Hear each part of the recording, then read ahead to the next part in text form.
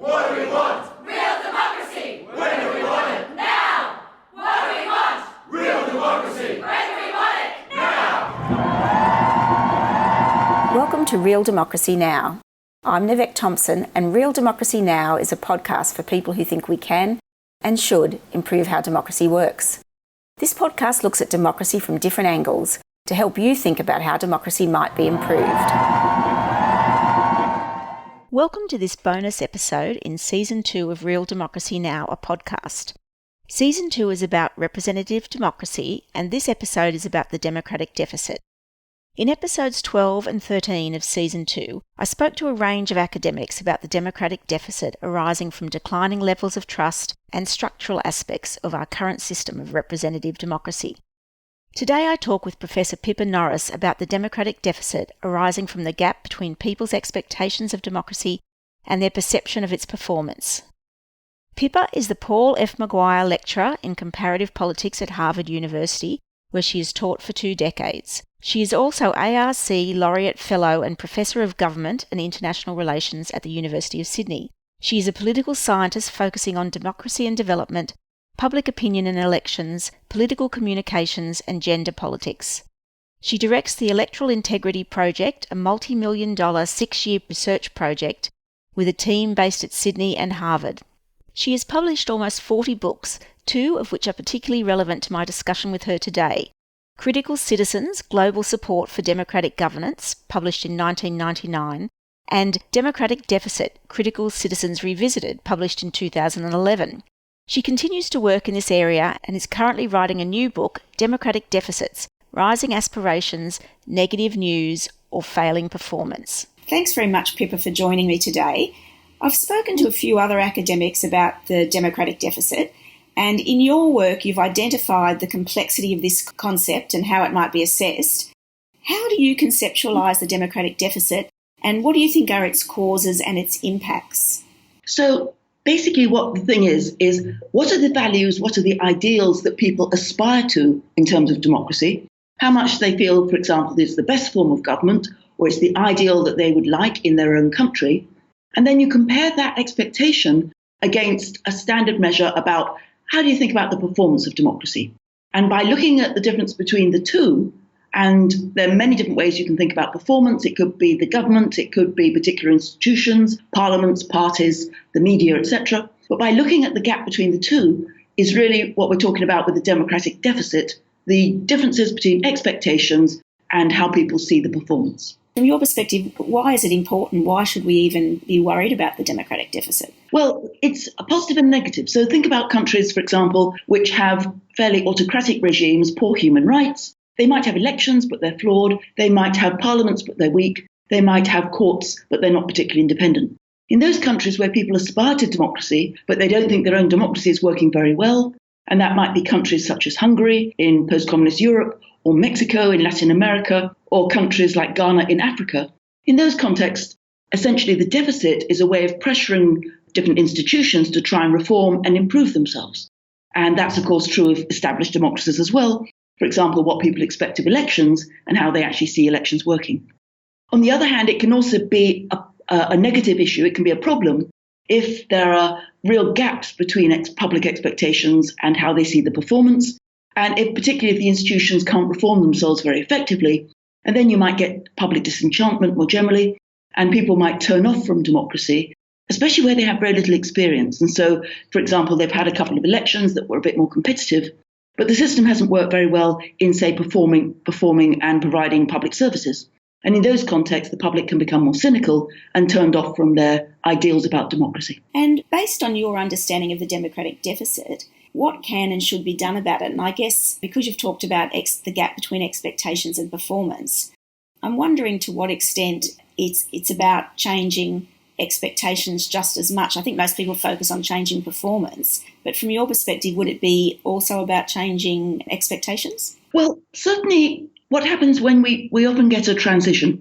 So one regime which is fairly autocratic falls, and then another leader comes into their place, a ruling party. Often expectations are somewhat too high. People have a honeymoon. They think that things are suddenly going to change, that there's going to be housing and clean water in many countries or reductions in poverty, and the government just can't perform to that level. So certainly adjusting public expectations to be realistic is one part, although that's somewhat difficult to do. But the other thing is simply to think about the reforms that could be introduced to the institutions. So how can we make parliaments more responsive and make MPs more accountable? How can we make sure that the media is independent of partisan interests and it's accurate and not fake news? How can we make sure that governments are more accountable through elections? They're not simply returned time and time again, or incumbents aren't simply re-elected without any say by the public.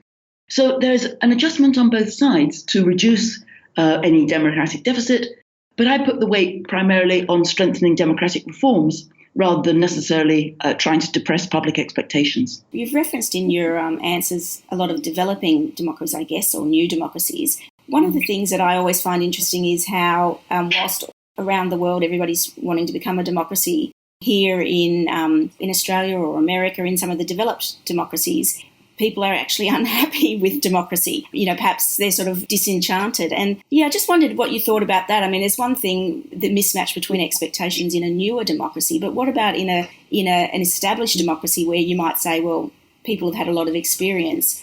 What has led to the changing expectations that have therefore led to perhaps an increased democratic deficit, or perhaps there hasn't been any increase in the deficit? So part of this is just changes in society and in the culture. So as young people get more educated, then expectations rise and people have more cognitive skills. They are aware of more issues in politics. They're more open to the media and listening and reading about what's going on in politics. And they're more likely to engage through things like protest activism and direct activism, like environmental recycling or particular social movements or particular protests, as we've seen, for example, over the Trump administration. So there are changes as people become more educated and more affluent, and different forms of participation emerge and different expectations increase. At the same time, in many countries, and one only has to think about the problems in the United States right now, there are real mismatches between how elections work, how representative institutions work, how parties exist, and then how they should actually be in a representative democracy. So right now, the United States is riven by party polarization, where the GOP in particular has been going drastically towards the right. The electorate, who doesn't reflect the popular vote, the Electoral College generated the election of President Trump. And then many, many issues where the public feels that there are severe cuts being introduced and changes in public policy, which aren't necessarily those, because basically Trump had the support of 40% of the population, but not in any way the majority of the population. And you can see similar phenomena in the UK, where again Brexit just got through on the skin of its teeth, but nevertheless the public was divided. And politics for young people in particular are going in the direction they don't support. And in Australia, there are clear issues about cynicism about parliaments, about political parties, and about the political process. So again, small parties, for example, the Greens, are underrepresented in parliaments. And you can see how there's a mismatch between how society has been developing and how the political system has really been dragging its feet. What do you think are the challenges facing our current system of democracy? Now, our current system depends who you mean by our. Are we talking about Australia? Are we talking about Britain, my original home? Are we talking about America, my current home? So there are many different ours, right? And what you have to do is work out in each country essentially what the key issues are and what the challenges are in that case. In America right now, it's the rise of populism and the role of an authoritarian populist, Trump, who is basically trying to trample over many basic human rights and constitutional conventions. But there's pushback. There's pushback by the media, there's pushback by the courts, and there's pushback by civil society. So those checks and balances are holding for the time being, but you can clearly see how certain rights, such as the rights of Muslim minorities and immigrants, and other types of rights, including those of the poor under the current budget, all of those are a challenge.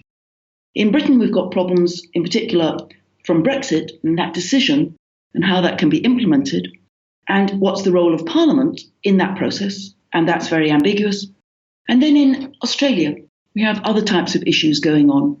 In particular, I hear that there might be a move back from allowing impartial processes of drawing district boundaries towards bringing that back so that Parliament and politicians have a major say in that process. And that, for me, I think would be rather negative and would not be the ideal path down which to go. But also in Australia, we have to say that there are real challenges for multi-parties. So even though one wants to have a large party come through an election, the issues of how far minority parties are well represented is a big issue.